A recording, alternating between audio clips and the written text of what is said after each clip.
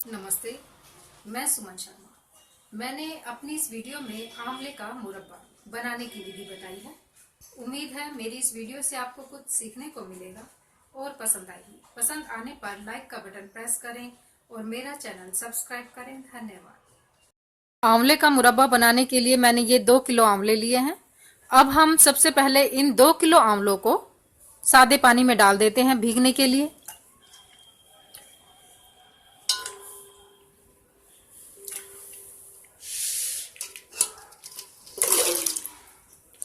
इस सादे पानी में हम इन्हें 2 दिन तक भीगने देंगे। अब 2 दिन हो गए हैं इन आंवलों को भीगते हुए। अब हम इन आंवलों को पानी में से निकाल लेते हैं।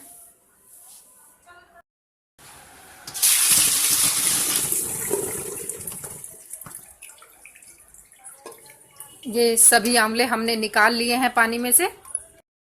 पानी में से निकालने के बाद हम इन आंवलों में छेद कर देंगे कांटे से अच्छी तरह से।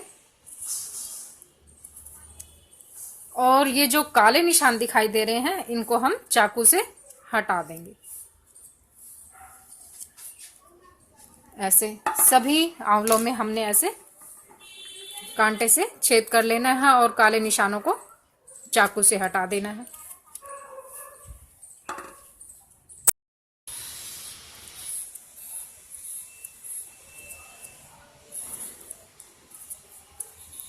ऐसे हमने सभी आंवलों में छेद कर लिए हैं। छेद करने के बाद अब हम ये फिटकरी ली है मैंने ½ टी स्पून। ये फिटकरी है, इसको मैंने पीस लिया है, इसका पीस का पाउडर बना लिया है। तो ये ½ टी स्पून हमने फिटकरी ली है, ये भी हम इन छेद किए हुए आंवलों में डाल देंगे। और फिटकरी डालने के बाद मैं ये सादा पानी डाल दूंगी इन आंवलों में।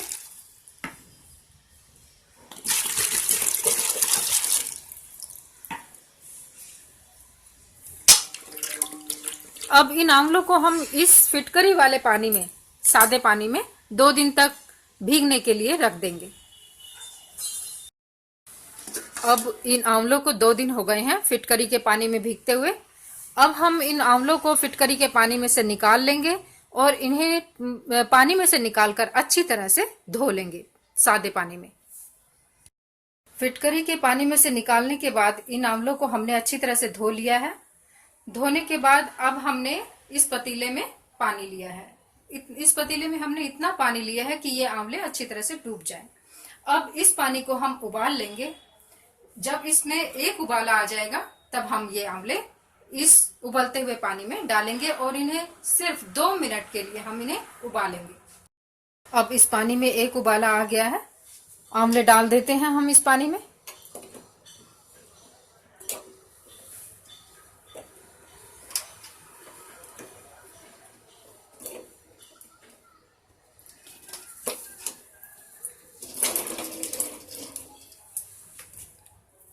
अब हम इन आंवलों को 2 मिनट उबालेंगे इसमें और फिर हम गैस बंद कर देंगे और फिर 10 मिनट के लिए हम इन्हें ढक कर रख देंगे। आंवलों को 10 मिनट हो गए हैं गर्म पानी में पड़े हुए। अब हम इन्हें निकाल लेंगे। अब ये आंवले हमने निकाल लिए हैं गर्म पानी में से। अब मेरे ये 2 किलो आंवले हैं। मैं इन 2 किलो आंवलों में 3 किलो खांड डालूंगी। ये खांड इन आंवलों के ऊपर डाल देते हैं।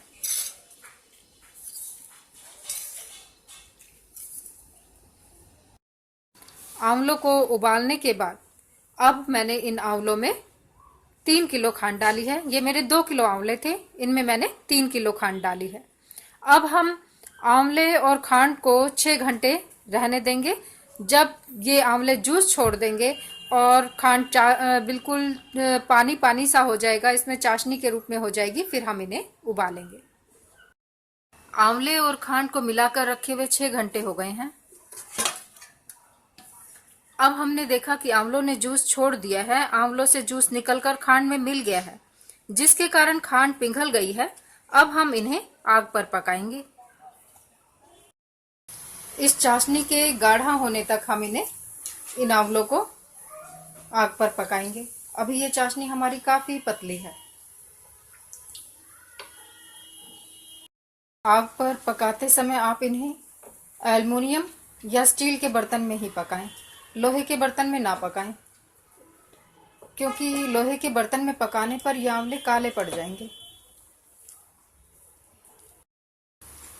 जब आप चाशनी बना रहे हो तो गैस के पास ही खड़े होकर इसे चाशनी को ऐसे चलाते रहना, नहीं तो ये बाहर निकल जाएगी, उबल कर गिर जाएगी।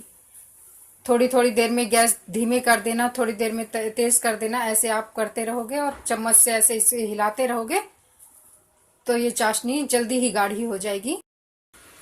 अब चाशनी हमारी काफ़ी गाढ़ी हो गई है।